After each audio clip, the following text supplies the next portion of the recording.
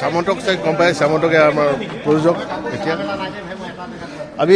গোটেই হলবোৰত এবাৰ ঘূৰো প্ৰিণ্টবোৰ চেক কৰোঁ চাওঁ কেনেকুৱানো আহিছে তাকে ৰাইজৰ সঁহাৰি দেখি ভাল লাগিছে ৰাতিপুৱা 4:30 পৰা চোৱা আৰম্ভ হৈছে আৰু মই ভাবোঁ যে ৰাইজে ছবিখন ভাল পাব আমাৰ অনুভৱ লোৱাতকৈ আপোনালোকে যে ৰাইজৰ অনুভৱ লওক ৰাইজেনো কেনেকুৱা পাইছে ৰাইজেনো কিমান মৰম দিব পাৰিছে ছবিখন সেইটোৱে আমাৰ কাৰণে ডাঙৰ কথা বাকী এই ছবিখন এতিয়া আমাৰ ছবি হৈ থকা নাই এই ছবিখন আমি অসমৰ ৰাইজক দি দিছোঁ ৰাইজে চাইছে ৰাইজৰ ছবি ৰাইজৰ নিজৰ ছবি গতিকে ৰাইজে কেনেধৰণে লৈছে এইটো ৰাইজৰ ওপৰত কথা আৰু আমাৰ অনুভৱ লোৱাতকৈ আপোনালোকে ৰাইজৰ অনুভৱ আজি লওক অসমৰ ৰাইজে কিমান ভাল পাইছিলে তেওঁক সেইটো আজি প্ৰমাণ কৰি দিছে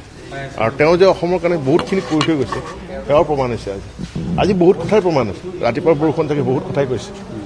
জুবিন গাৰ্গ অসমৰ মাটিত পদাৰ্পণ কৰাৰ পৰা কি হৈছিলে 21 তাৰিখৰ বহুত কথাই কৈ গৈছে আজি আৰু হয়তো আজিৰ পৰা এটা আৰম্ভ হ'ব নতুন এটা ৰিভলিউশ্যন চিনেমা জগতৰ কাৰণে সাংস্কৃতিক জগতখনৰ কাৰণে আৰু বাকী গোটেই হলবিলাকত কেনেদৰে চলি আছে শ্যামন্ত গৌতম আছে তেওঁ গোটেইখিনি চাই আছে আমাৰ আমি তাকে চাবলৈ আহিছোঁ যে কেনেকুৱা দৰ্শনটো কেনেকুৱা হৈছে ৰাইজৰ কেনেকুৱা ৰিয়েকশ্যন আৰু এবাৰ লগ পাই পেলাই তাৰপিছতে কথা পাতিব পাৰিম ৰাইজে ভাল পাব বুলি আশা কৰিছোঁ আৰু তেওঁ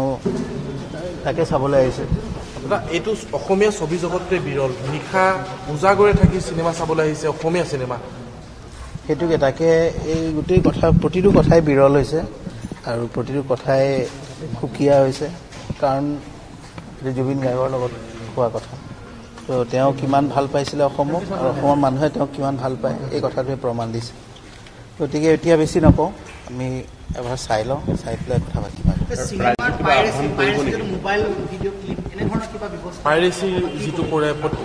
পাইৰেচিৰ কাৰণে আমি সকলোকে ৰিকুৱেষ্ট কৰিছোঁ চিনেমাখনৰ আগতো লগোৱা হৈছে যে পাইৰেচি নকৰিবলৈ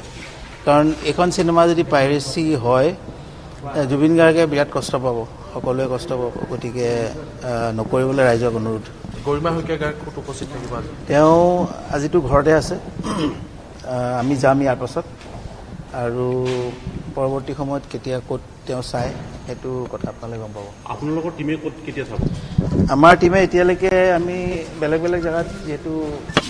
ছবি প্ৰদৰ্শনী হৈছে চবে বেলেগ বেলেগ জেগাত আয়োজন কৰিছে গধূলিলৈ হয়তো আমি কিবা এটা আয়োজন কৰিম আপোনালোকক জনাম